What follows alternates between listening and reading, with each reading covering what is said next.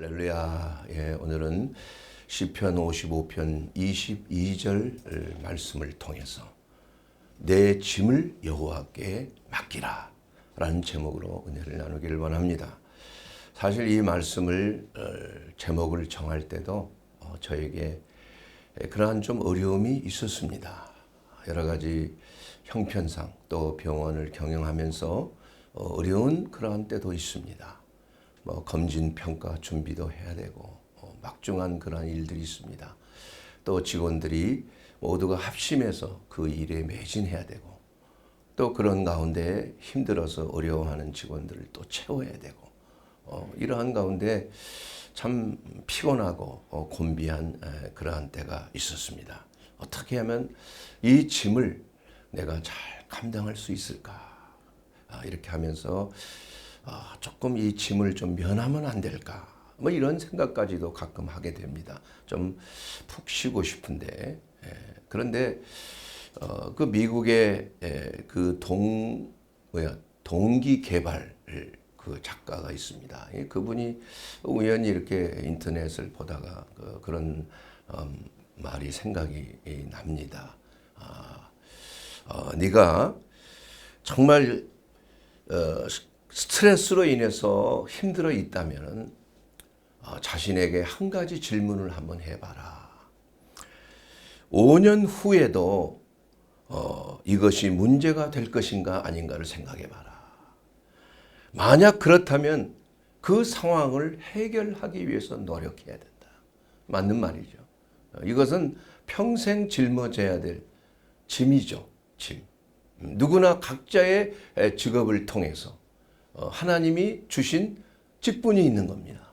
그래서 그 직분, 그 직업, 그것이 사업이 됐든 직장이 됐든 주부가 됐든 선생님이 됐든 노동자가 됐든 다 자기의 직분과 직업이 있어요. 근데 그 직업이 항상 잘 되는 것이 아니고 힘들 때도 있는 것입니다.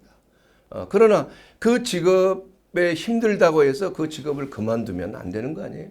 5년 후에도 계속 일은 해야 되고 또 이러한 짐을 우리가 다 해결해야 되는 것이 우리의 일상생활에 있어서 숙제입니다. 숙제. 그래서 숙제는 잘 처리를 해야 되죠. 학생이 숙제를 안 하고 그렇게 그냥 놀고 있으면 나중에 더 큰 문제가 생겨요. 저는 좀 학교 갔다 와서 빨리 숙제를 안 한 그런 스타일이었어요.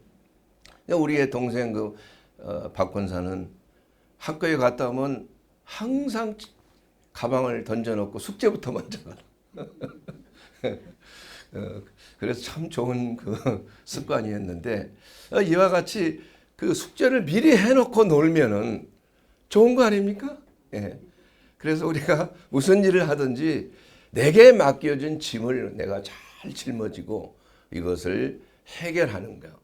물론 그게 힘들기 때문에 때로는 지치고 어려움이 있지만은 그래서 제가 공부할 때도 참 공부하기가 매우 힘들다 어려울 때가 있어요. 그런 가운데 우리 교회 이제 학생 때죠. 교회 목사님이 신방을 왔습니다. 제가 참 이렇게 열심히 노력하는 걸 잘 알고 힘든 걸 알기 때문에 위로하기 위해서 형제님 한번 A4 용지 좀 가져와 보세요. 그래서 그 A4 용지를 딱 드는 겁니다. 자, 형제님 볼펜으로 여기를 한번 콱 찔러 보세요. 그래서 볼펜으로 탁 찌르니까 휙 뚫어지는 거예요.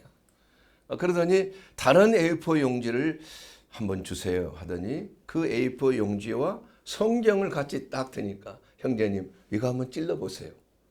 그래서 찔렀지만은 뚫어지지가 않는 거예요. 맞습니다. 이와 같이 하나님을 의지하고 주의 성령께서 형제님을 딱 뒷받침하면은 어떠한 어려움도 다 극복할 수가 있습니다. 이러한 것들이 항상 생각이 나는 거예요. 항상. 그래서 오늘 이 말씀도 내 짐을 너 혼자 가지고 그냥 짊어지고 고통하고 고민하고 낙심하고 좌절할 것이 아니라 내 짐을 여호와께 맡겨버리라. 맡기라 그랬어요. 내 모든 염려를 주께 맡기라. 베드로전서 5장 27절에 있는 말씀에도 그렇고 또 마태복음 11장 28절에 있는 말씀도 수고하고 무거운 짐진 자들아 다 내게로 오라. 내가 너희를 쉬게 하리라. 내 멍에는 가볍고 쉬우니 내 멍에를 메는 자는 마음의 쉼을 얻으리라. 이렇게 말씀하신 것들이 생각난다 이겁니다. 그렇기 때문에 우리가 어떻게 짐을 잘 지느냐, 어떻게 지혜롭게 내가 져야 될 짐을 잘 지느냐, 또 어떤 짐은 지지 말아야 되는 것인가, 이것을 우리가 잘 분별하는 것이 우리의 신앙생활에 있어서 매우 중요한 것이라. 우리의 인생의 짐은 세 가지의 짐이 있다고 갈라디아서 6장에 기록하고 있는 것입니다. 첫째는 갈라디아서 6장 2절에 있는 그 말씀에 보면은 그리스도의 법을 성취하기 위해서 사랑의 계명을 성취하기 위해서 형제 자매와 함께 짐을 서로 지는 짐이다. 이 짐이 있고, 두 번째로는 갈라디아서 6장 5절에 있는 그 짐이 있는데, 이 짐은 다른 사람에게 나눠주는 짐이 아니에요. 우리가 같이 지는 짐이 아니라 자기가 져야 하는 짐이라고 말씀하고 있어요. 그리고 세 번째는 반드시 이것은 내려놓아야 할 짐이다. 그 짐은 바로 하나님께, 오늘 시편 55편 22절에 있는 그 말씀대로 너 내 짐을 여호와께 맡겨버리라 말이야. 이 짐은 내가 짊어지면 안 되는 짐이라. 이 세 가지 짐에 대해서 오늘 말씀을 나누기를 원하는 것입니다. 자, 여러분이 살고 있는 가운데 지금 직장생활이나 가정생활이나 모든 범사에 좀 힘듭니까? 지쳐 있습니까? 어렵습니까? 이 짐을 내가 내려놓으면 좋겠다. 그런데 그 짐을 함부로 내려놓지 말아야 될 짐이 있는 거예요. 또 같이 져야 될 짐이 있는 것입니다. 그리고 반드시 내려놔야 될 짐이 있는 것이에요. 이 세 가지 짐, 첫째는 뭐냐? 우리가 져야 될, 이웃과 함께, 형제 자매들과 함께 나눠야 될 짐이다. 서로 짐을 지는 이러한 짐인 것입니다. 예를 들자면 실족한 형제 자매들 가운데 교회를 나오지 아니고 시험에 들고 범죄하여 타락하여 감히 부끄러워서 교회 나오지를 못하는 그러한 분들이 있을 수 있는 거예요. 낙심하고 좌절해서 또한 교회를 나오지 못하는 게 있는 거예요. 또한 자기가 지은 이러한 그 죄 때문에 그 중압에 너무 눌려서 교회를 떠나 있는 그러한 자들도 있을 수가 있는 것입니다. 그러한 가운데 우리는 어떻게 해야 되는 것인가? 여러분, 그리스도인이 범죄하게 되면은, 다시 말하면 실족한다 그러죠. 실족하게 되면은 첫째는 하나님과의 관계가 단절이 되는 거예요. 이게 사실은 이게 무서운 겁니다. 여러분, 하나님과의 관계가 단절이 되면은 지옥이나 마찬가지예요. 얼마나 그 하나님과의 단절된 영적인 단결로 인하여서 그야말로 고통을 누리는 거 아니에요. 다윗이 시편 32절 4절에 2편 4절에 이렇게 말씀하고 있어요. 주의 손이 주야로 나를 누르오니 내 진액이 빠져서 여름 가뭄에 마름같이 되었나이다. 얼마나 그 고통을 느끼면 진액이 빠진 같이 마름과 같이 그야말로 말할 수 없는 그러한 고통 속에 있다. 이렇게 말씀하고 있습니다. 또한 부끄러움을 느끼는 거예요. 부끄러움. 교회의 얼굴을 내미는 것이 부끄러운 거예요. 다른 형제 자매님, 목사님 만나는 것이 부끄러운 거예요. 그래서 종종 그런 분들을 보면은 탁 외면하는 분들이 있어요. 저 뭐 문제가 좀 있구나. 무슨 문제가 있지? 이런 그 고민을 하며 그렇고 물어보기도 좀 그렇고 그 자꾸 나를 피하려고 하는 사람들이 있어요. 뭔가 문제가 있는 겁니다. 이건. 왜냐하면 이러한 죄의 문제를 드러내놓고 회개해서 해결을 하지 아니하고 숨기려고 하기 때문에 문제가 생기는 거예요. 그래서 숨는 겁니다, 여러분. 요나가 하나님이 명령하신 다시 그 니누의 성으로 가라고 했는데 다시스로 가는 배를 마침 타고 그냥 피해 갔다 이거야. 그럴 때 어디로 갔어? 가장 밑창에, 배 밑창에 들어가서 숨었잖아요. 깊이 잠이 들어버렸단 말이야. 이 영적인 잠이 드는 거예요.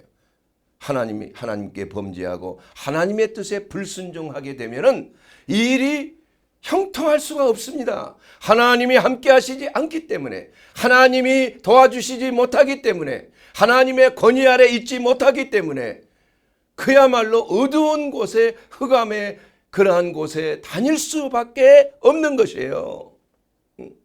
그렇기 때문에 우리는 그러한 자들을 향하여 짐을 같이 진다는 그러한 말씀을 하고 있는 것이에요. 갈라디아서 6장 1절에 보면 이렇게 말씀하고 있습니다. 형제들아, 사람이 만일 무슨 범죄한 일이 드러나거든 신령한 너희는 온유한 심령으로 그러한 자를 바로잡고 너 자신을 살펴보아 너도 시험을 받을까 두려워하라. 이렇게 권고하고 있는 것입니다. 여기서 바로잡는다는 그 말은 찢어진 것, 부셔진 것을 수선하여 꿰매고 바른 모습으로 복원시킨다는 것을 말씀하고 있는 것이에요. 형제 자매 중에 실족하여서 그야말로 부서져 있고 낙심해 있고 좌절해 있고 교회를 안 나오는 자들이 있다면 온유한 심령으로 바로잡아야 돼. 그 정죄하지 말라 이게요. 에이, 저 사람 저렇게 하더니 결국 저렇게 됐네. 이렇게 나무래지 말라 이거야. 오히려 어떻게 해요? 나도 그렇게 될까 삼가 조심하여 두려워하며 온유한 심령으로 그를 위해서 뭐 해라? 기도하라 이거야. 질책하지 말라 이거야. 자기가 하나님이 아니라 이겁니다. 우리도 범죄할 수 있는 거예요. 누구나. 그래서 조심해야 되는 것입니다. 그러므로 이 다윗이 말이요, 이 시편 55편을 썼는데 이 다윗이 우리아의 아내 밧세바와 간음했잖아요. 정욕에 그냥 이끌려서 그냥 사단의 미혹에 빠져서 그 밧세바를 왕의 권위로 불러들여 가지고 이렇게 참 뭐라 그러나 그 무슨 뭐 범죄 그러한 행위죠. 그 상사의 그 권력으로 말이지 이렇게 자기 마음대로 그렇게 취하는 거 성적인 범죄죠. 그 우리나라에서도 그런 범죄는 크게 아마 그 다스리는 걸로 알고 있는데 그렇게 했는데 그만 임신이 되고 또 착하고 충성된 그러한 우리아를 불러들여서 우리아 남편과 같이 동침하게 해서 그 아이가 우리아의 남편의 아이인 것처럼 그런 완전 범죄를 꾸민 거 아니에요. 그런데 그 충성된 우리아 종이 집에 가지도 않아. 왕을 지키고 있는 거야. 술을 잔뜩 먹여서 이제는 술 기운에 집에 가려고 했더니 안 가는 거예요. 그래서 하는 수 없이 요나단 장군을 통해서 비밀리에 교사를 한 거 아니에요. 전쟁 나갈 때 블레셋 군대하고 싸울 때 맨 앞장서서 성벽을 기어오르게 하라. 그럼 죽는 거 아닙니까 여러분? 그렇게 해서 그 이방인의 손에 죽게 했어요. 그러니 얼마나 이 극악무도한 범죄입니까 여러분?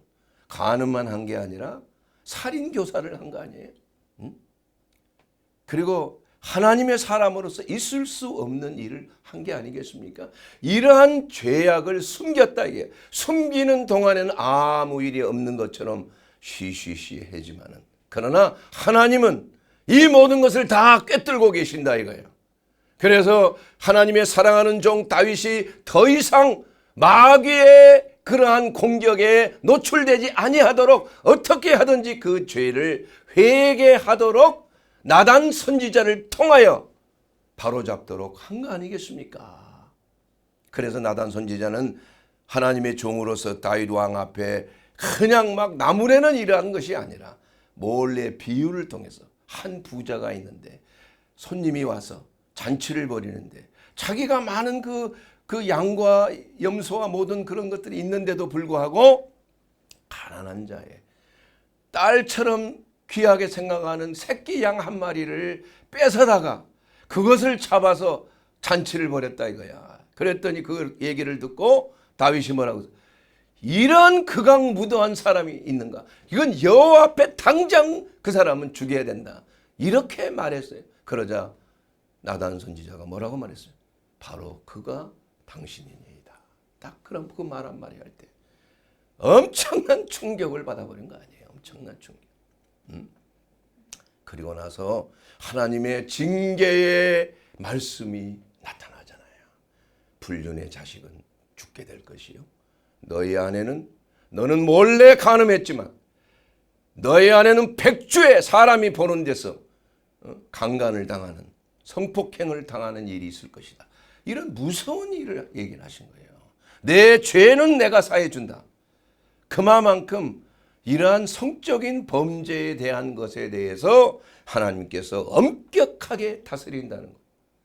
참 무섭습니다, 여러분. 그래서 이 나단 선지자는 그에게 온유한 심령으로 바로잡은 거예요. 그리고 우리는 겸손하게 그러한 자들을 바로잡아야 되는 겁니다. 나도 내가 있는 곳에는 세 사람이 있다 이거예요. 한 사람은 내 자신이야. 두 번째 사람은 하나님의 성령의 능력으로 성령 충만한 거룩한 사람이야. 또 다른 한 사람은 마귀의 그러한 코가 꿰뚫려서 사악한 짓을 하려고 하는 내 자신이야. 그러면 내가 누가 돼야 돼? 결정해야 되는 것입니다. 나는 항상 세 사람이라니까. 누구도 예외가 없어요, 여러분. 내가 성자가 아닙니다. 여러분이 성자가 아니에요. 언제든지 마귀에게 미혹에 당할 수가 있는 것이에요. 다윗이 그랬지 않습니까, 여러분? 사울도 그랬잖아요. 아브라함도 그랬잖아요. 얼마나 많은 사람들이 자기 자신을 어떠한 보호하기 위해서 하나님의 말씀에 불순종하고 정욕적인 이러한 미혹에 자기 자신이 실족하게 되는 그러한 역사로 인하여 뭐라고 말했냐면 사단이가 그것으로 말미암아 하나님 앞에 담대하게 고소한다 이거예요. 고소해. 하나님도 어찌할 수가 없어. 저 사랑하는 다윗 보세요. 하나님의 마음에 합한 자라고 하는 자가 이러한 짓을 범할 수 있습니까? 하나님 당장 쳐 죽여야 됩니다. 하나님의 말을 못하는 거예요. 거기에 대해서 할 말이 없어. 그래서 나단 선지자를 통해서 철저하게 회개하도록 한 거야. 어떻게 회개했냐? 침상이 뜨도록 회개했어. 침상이. 눈물이 요를 적시고 침상이 뜨도록 내가 회개하였나이다. 회개하는. 이렇게 다윗은 고백하는 것입니다.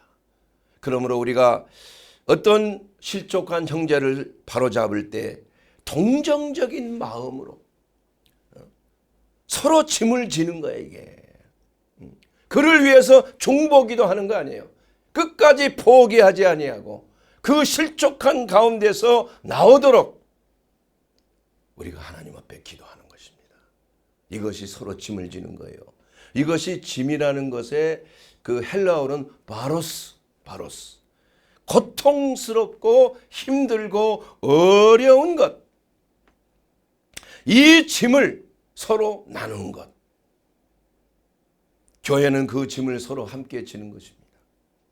실족한 자를 위해서 중보하고 기도하고 회개하고 돌아올 수 있도록 권면하는 것이 바로 교회에서 해야 될 일이요. 같이 짐을 져야 될 일인 것입니다. 둘째 짐은 내가 져야 하는 짐이에요. 내가 져야 하는 짐. 갈라디아서 6장 5절에 보게 되면 각각 자기의 짐을 질 것이니라.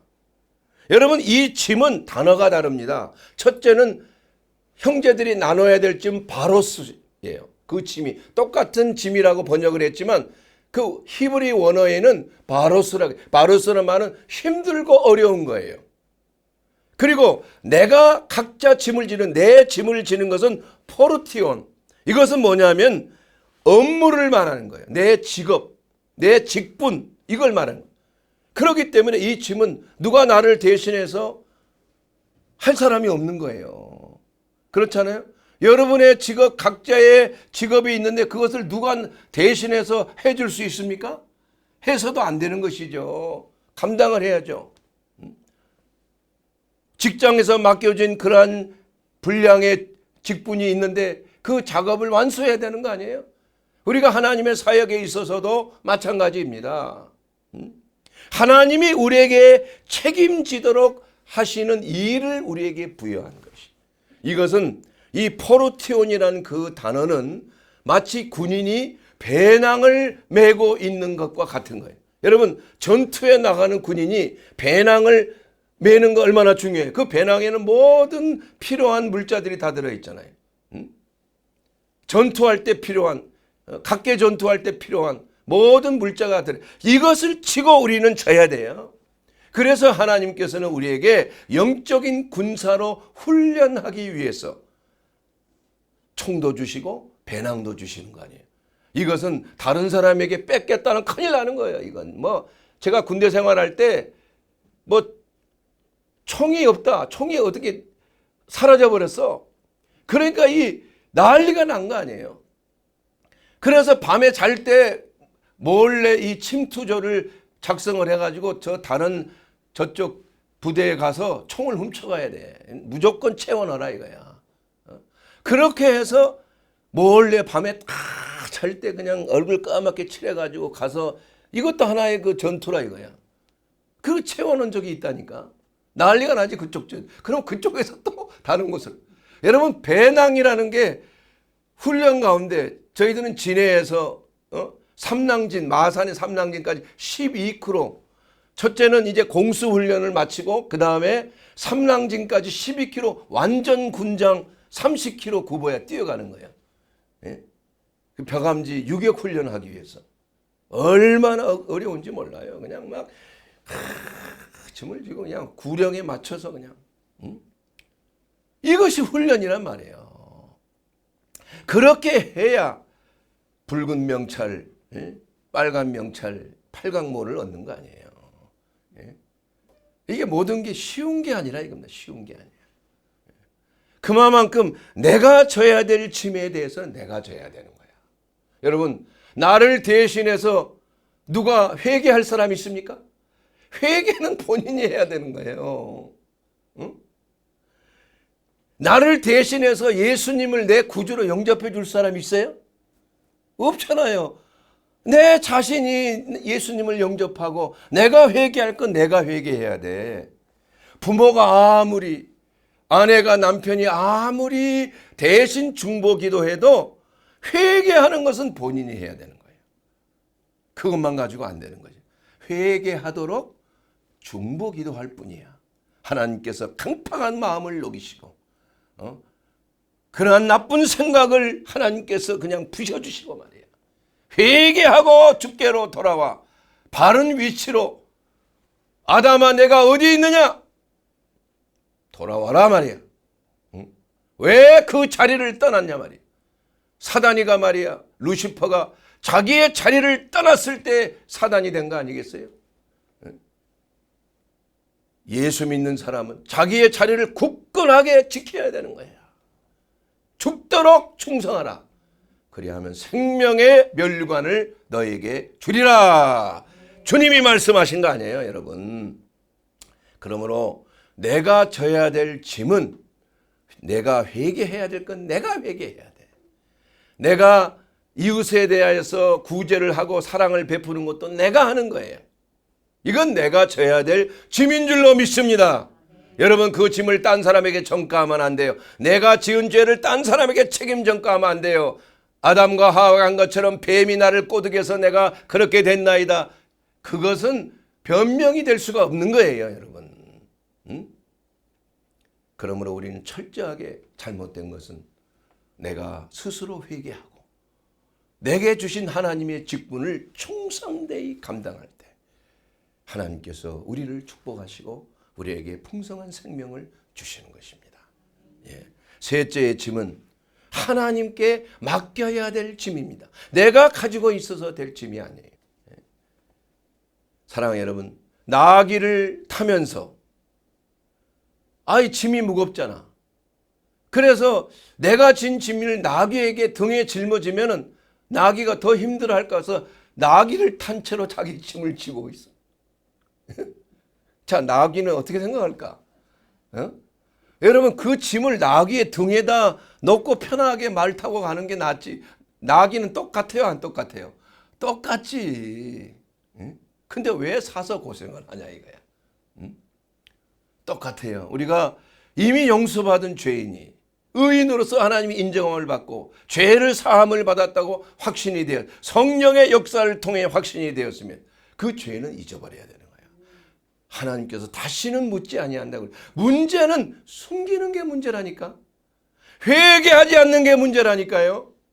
통회하고 잡아가지 않고 그냥 없는 것처럼 그냥 입 싹 닦아버리는 게 바로 그 사람이 사망의 문에 가까운 거예요, 여러분.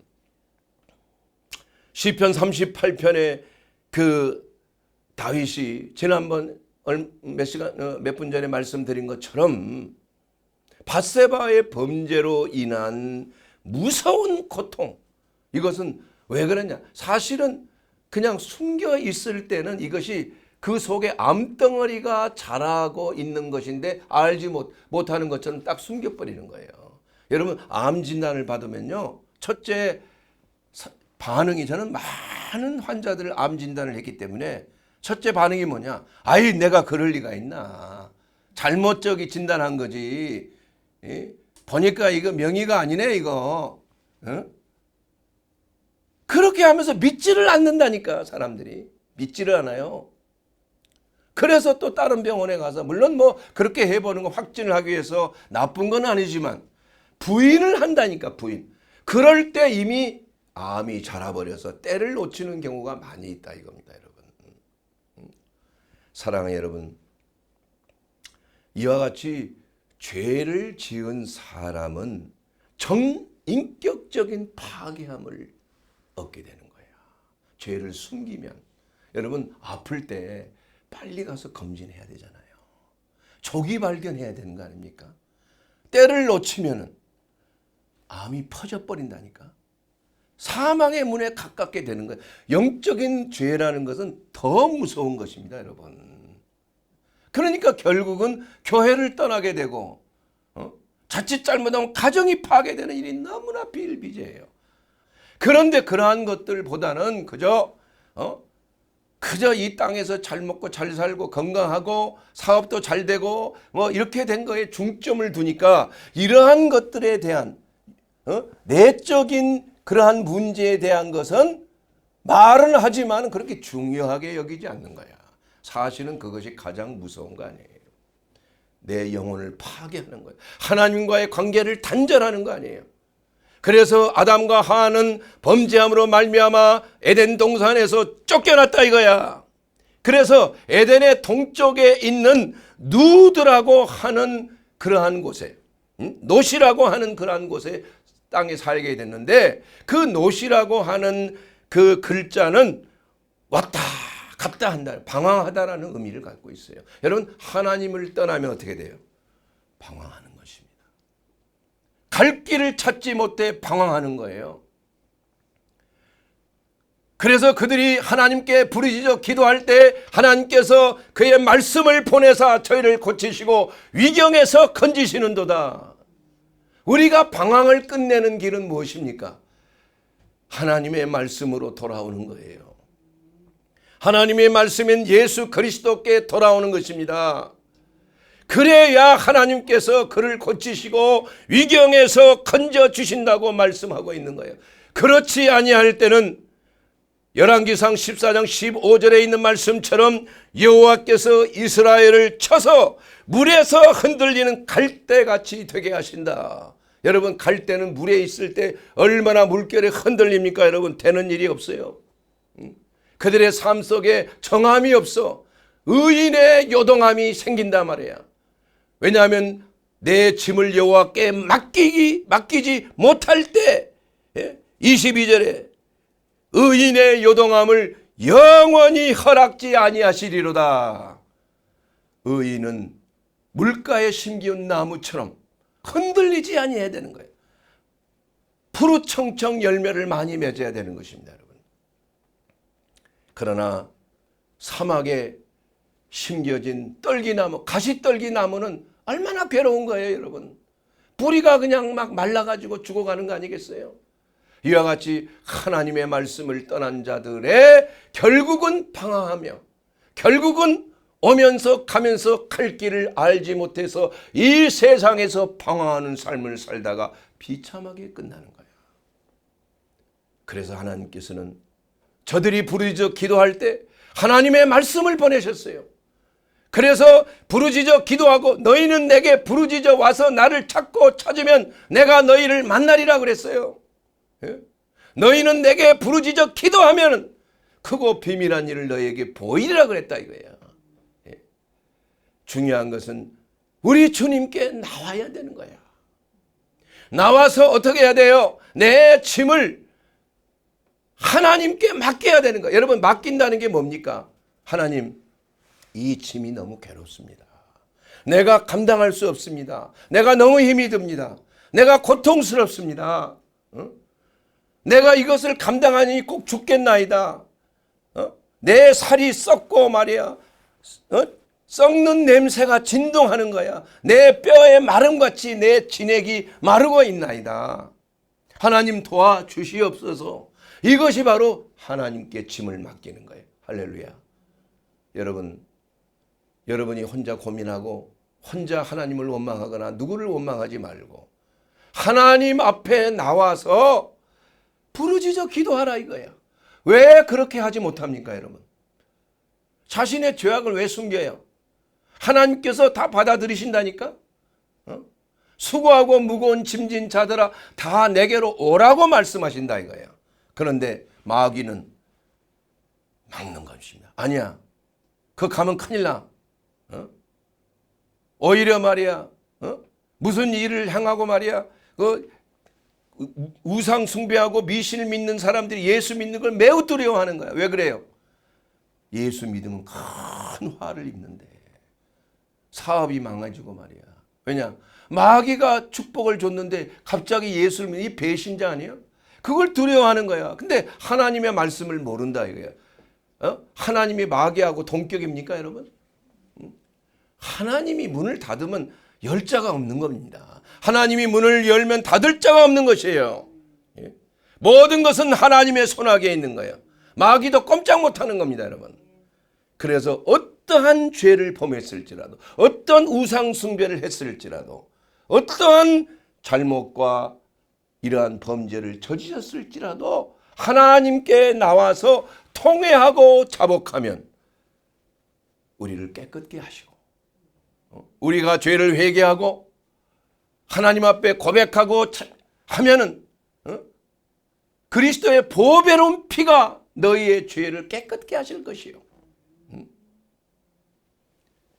그러므로 사랑하는 여러분, 이 초대교회 때에 금해야 될 4가지가 있었어요. 초대교회 성도들 가운데.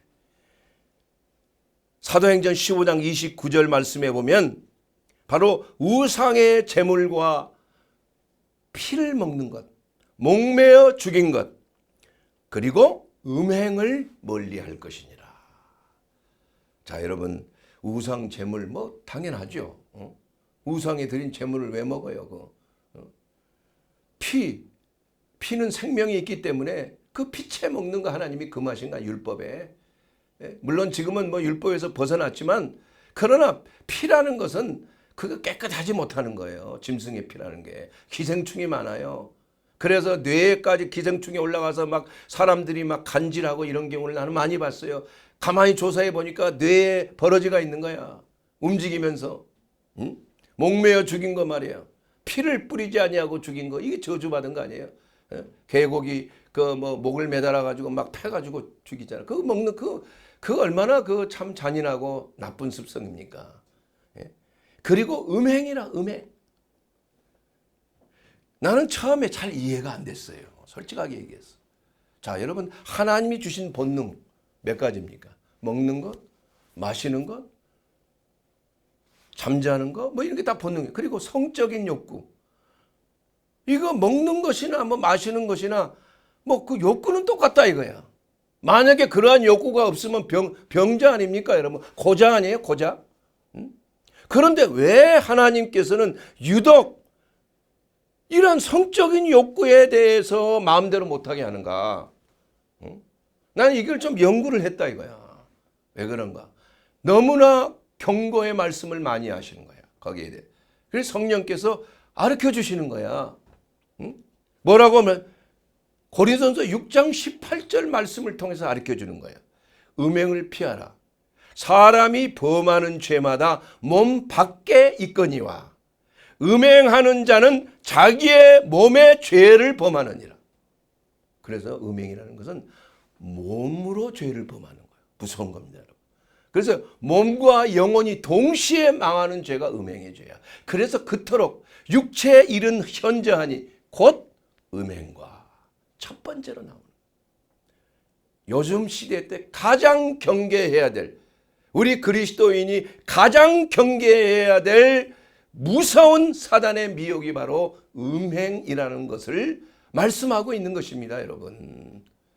제가 존경하는 블룸 하르트 목사님, 1800년도의 목사님인데 그 영성 신학자로 유명한 분이죠. 그분은 처음으로 전인치유 사역에 아주 모델을 만드신 분이에요.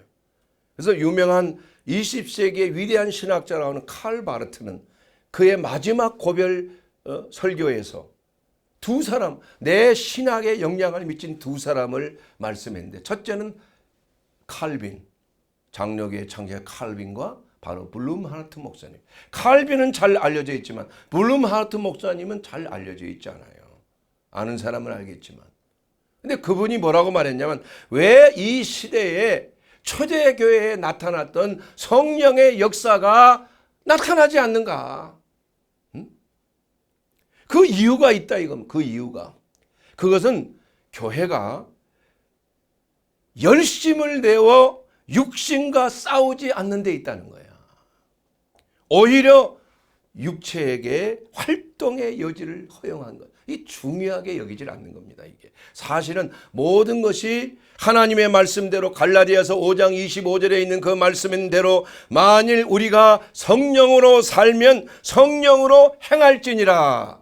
이 말씀을 망각했다니까요. 이러한 죄악에 대해서, 음행에 대해서 별로 중요하게 여기질 않아. 물론 이것이 죄라고 말은 하지만 거기에 대해서 적극적으로 싸우려고 하지 않는다 이거야. 그러다 보니까 교회가 하나님의 성령의 역사가 나타나지 않는 거예요. 이게 가장 중요한 이유로 이 블룸 하르트 목사님은 그렇게 삼아요. 육체의 정욕이, 교회가 해야 될 일은 바로 그것과 싸우는 거 아니에요. 죄와 피 흘리기까지 싸워야 되는 거 아니에요. 교회에서 해야 되는 건 하나님의 전신갑주로 무장을 시키고 하나님의 말씀에 성령의 검으로 무장시키는 것이 바로 교회가 하는 일 아니겠습니까? 그런데 이러한 것에 대해서 별로 크게 비중을 두지 않는다 이거야. 그저 성공과 번영과 건강과 축복과 이런 것에 대해서는 말을 많이 하지만, 그러나 우리가 진정으로 내적으로 하나님의 몸된 성전이 어떻게 거룩하고 성결하고 성령에 임재하시는 그러한 놀라운 성전으로, 움직이는 성전으로 살려야 될 것인가, 여기에 대해서 교회가 별로 메시지가 없다는 겁니다, 여러분. 하나님은 사랑하시는 하나님이지만 동시에 공의로우신 하나님이신 줄로 믿습니다. 사랑 여러분, 내 짐을 여호와께 맡기라. 이 말씀을 오늘 우리 주님께서 우리에게 주셨습니다. 여러분, 어떤 경우에도 내가 가지고 있는 죄에 대한 짐, 우리 주 예수 그리스도께서 우리를 위하여 십자가를 지시고 물과 피를 쏟으신 그 주님의 그 은혜스러운 그 공로를 우리는 더럽혀서는 아니 된다는 것입니다. 다시는 너희는 범죄치 말라고 말씀하셨어요. 왜냐하면 우리의 몸이 바로 하나님이 거하는 전이기 때문에 어떻게 바알과 하나님이 동시에 살아계실 수 있냐 이겁니다. 바로 혼합의 영의 시대에 살고 있는 우리, 정말 우리의 몸과 마음이 그리스도 예수의 순결한 신부로서 우리 주님이 오신 그날을 고대하기 위해서 신앙의 정결을 고수하게 되기를 주의 이름으로 축원합니다. 매일 우리는 세마포를 빨듯이 우리의 몸과 마음을 깨끗하게 하는 것입니다. 이것이 바로 그리스도인의 신부가 지켜야 될 거룩한 의무가 되는 줄로 믿습니다. 교회는 이제 주님이 다시 오실 그것을 예비하며 준비해야 되는 거예요. 하나님의 성령께서 우리 가운데 역사하셔서 오늘 이 말씀을 통해서 내 짐을 여호와께 맡겨버리라 이거예요. 내 염려를 주께 맡겨버리라 이겁니다. 너의 모든 죄악과 허물을 이제는 그리스도 예수 안에서 다 내려놓고 예수 그리스도의 보배로운 피로 우리를 정결케 하여 이제는 거룩한 의인으로서 하나님 앞에 영광과 찬송이 되는 삶을 살게 되기를 주의 이름으로 축원합니다. 이것이 바로 우리 교회가 살 길이요. 마지막 때에 여러분 하나님 앞에 준비해야 됩니다. 주님 앞에 설 것을 준비하는 저와 여러분이 되기를 주의 이름으로 축원합니다. 이것보다 더 중요한 것은 없습니다. 우리는 어떤 경우에도 죄와 타협하지 말아야 되는 거예요.